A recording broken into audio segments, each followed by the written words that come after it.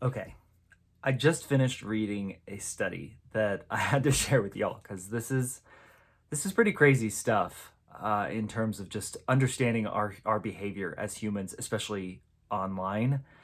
Craziness. Okay, so this study is called "Doing Good versus Feeling Good: Justice Concerns Predict Online Shaming via Deservingness and Schadenfreude." I think I said that right.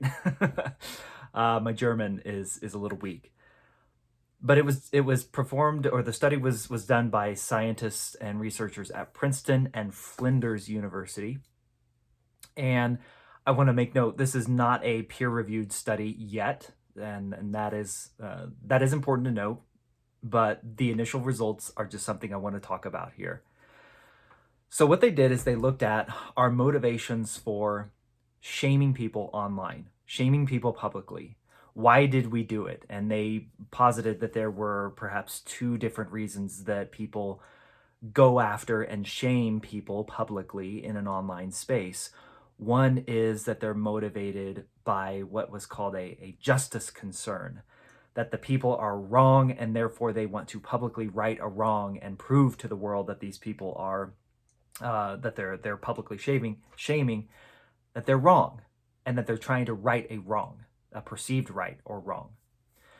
The other primary motive that they took a look at is what they called the hedonistic motive, which is it felt good. It felt good to publicly shame someone and attach to their shame, their misery, that Schadenfreude, that they get pleasure out of someone else's misfortune.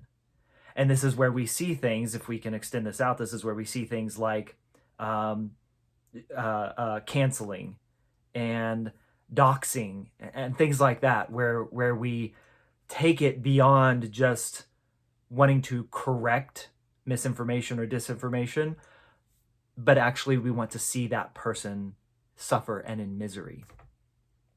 And what they found is that there was a very strong correlation between people's online shaming behavior of what they perceive to be wrongs and instances of Schadenfreude, where they attached themselves to people's misery. So let me put this as clear as I can put it.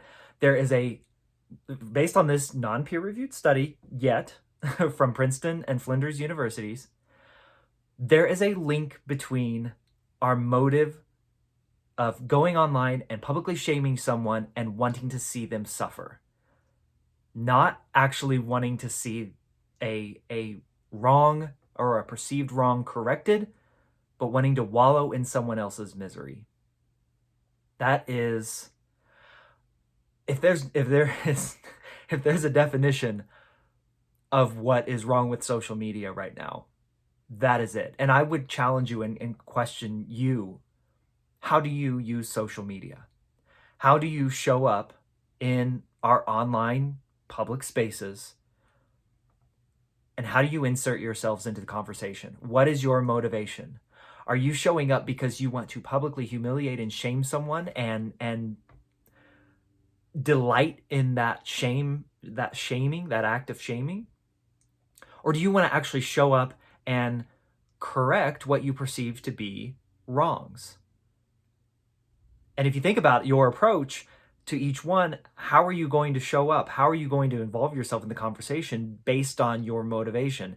If you want to delight in someone's shame and misery, then that's your goal, and how you insert yourselves into the conversation. It would appear to me to be a lot of what we see on social media. A lot of jibber jabbering back and forth, and no one really actually listening to each other, nothing actually getting solved, which I don't think social media is the place to do that anyway. But it's all just these mic drop moments. It's all just everyone trying to get the last dig in. It's all everyone one-upping each other to try and just rally our tribe behind us. Because if you are more justice motivated, if you are actually trying to seek to right a wrong, your approach is going to be really, really different.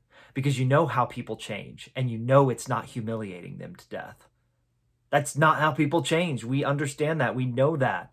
You know that. We don't need a study to tell us that. You don't change when you don't experience true change if you are forced or shamed or humiliated.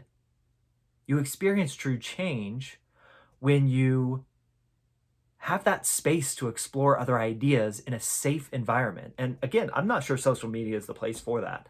In fact, I'm pretty darn positive social media is not the place for that. But so much of what I see on social media is us showing up to delight in other people's misery rather than showing up to right a wrong, or our motives are justice motivated. This study, which I'm going to link, so check it out, is fascinating. It's a fascinating look at our human psychology. It's a fascinating look at the psychology of conflict communication, which is something I'm writing about in my book. That'll hopefully be out this fall. But yeah, I would just challenge you. How do you show up on social media?